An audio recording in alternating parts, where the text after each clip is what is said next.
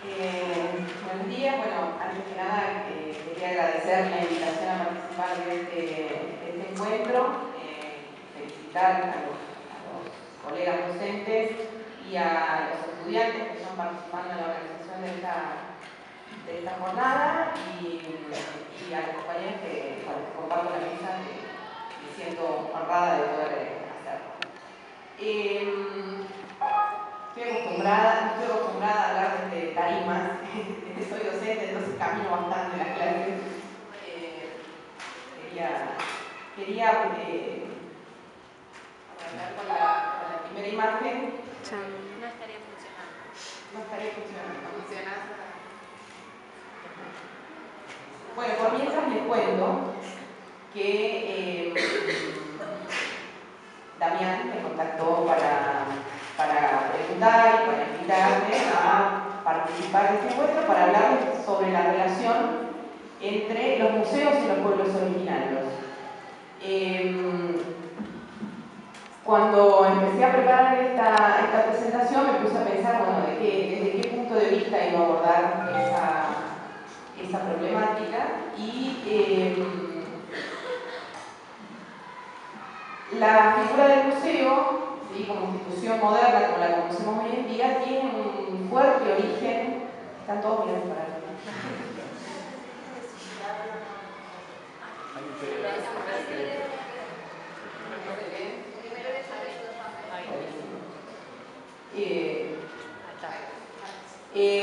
Entonces, la imagen del museo como institución moderna, como la conocemos hoy en día, tiene una fuerte vinculación al nacimiento con los proyectos colonialistas europeos. Entonces, pensé en hacer una primera aproximación sobre esta idea, una segunda respecto de qué ha pasado en la historia del museo. No voy a hablar de 200 años de museología, pero quería poner algunos ejemplos de las transformaciones que ha ido habiendo y terminar con la situación actual respecto a una mirada, mis ideas sobre la situación actual sobre los museos y los pueblos originarios en Argentina hoy. También quería comentarles, antes de empezar, desde qué lugar les estoy hablando y contándoles esto. En primer lugar, tendría que ser quién soy, ¿no? Ya hicieron una presentación, pero les digo que estoy acá hablándoles como trabajadora del museo, como trabajadora de la cultura. Formo parte de una asociación de trabajadores de museos que nuclea a trabajadores de distintos museos del país, de distintas tipologías de museos, que es un espacio muy interesante para la discusión y el abordaje de estas temáticas, y que especialmente me preocupa, me interesa, cómo representamos en los museos, cómo nos representamos en los museos, porque eso refleja no solamente cómo somos nosotros, sino cómo vemos a los demás, ¿no? Y en ese sentido mi mirada es bastante particular. Yo me siento siempre otro y para mí tiene una impronta muy fuerte en estas experiencias el haberme criado los primeros 8 años de mi vida en un país del norte de África, en Argelia, un país musulmán y socialista en la época en que yo vivía allí, que me permitió convivir con personas, con niños, sobre todo porque yo era una niña, con niños de distintos lugares de África y de América Latina. Entonces, para mí la diversidad es un conocimiento primario de mi vida. Siguiente, por favor. Para empezar, la relación de los museos con el colonialismo, quería marcar como primera idea que los museos como instituciones públicas modernas surgen a partir justamente de procesos revolucionarios que se dieron durante el siglo XVIII, especialmente la Revolución Industrial y la Revolución Francesa, que fueron hitos históricos, procesos históricos que reconfiguraron las formas de relación y de organización social en Europa primariamente y en otros países después. Siguiente, por favor. Los primeros museos que se constituyen en Europa, los primeros grandes museos, son instituciones que a partir de la conformación de estos estados nacionales, a partir del surgimiento de los países como tales, van a ir configurando colecciones públicas, ¿sí? A diferencia de las que existían anteriormente, que en general eran colecciones privadas en manos de determinados sectores sociales.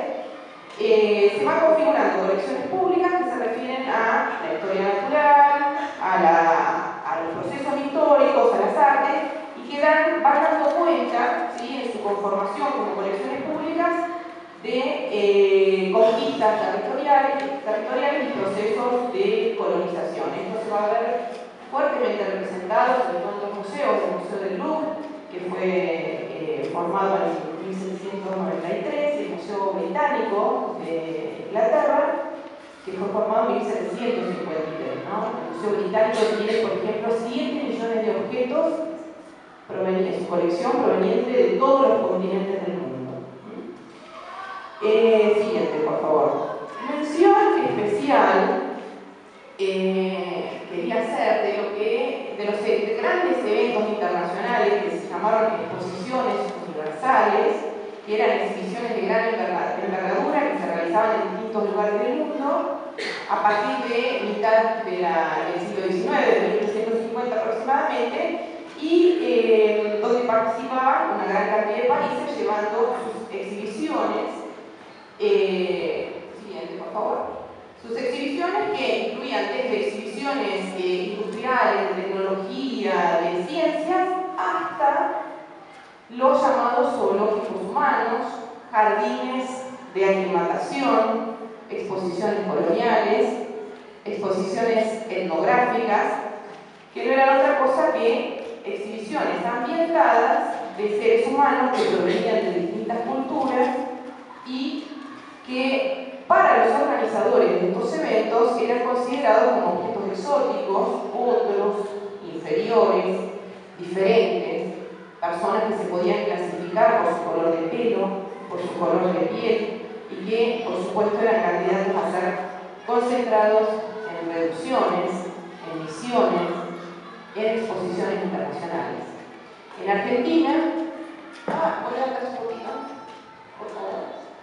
En Argentina, la aldea india se realizó en 1911 en los terrenos de la Sociedad Rural Argentina. Estas exhibiciones con seres humanos se siguieron produciendo hasta bastante entrada la primera mitad del siglo XX, en 1930 en París, por ejemplo, se realizó la última de estas exhibiciones. Pensemos en el contexto histórico, ¿no? Que se estaba produciendo en Europa en ese momento, ¿no?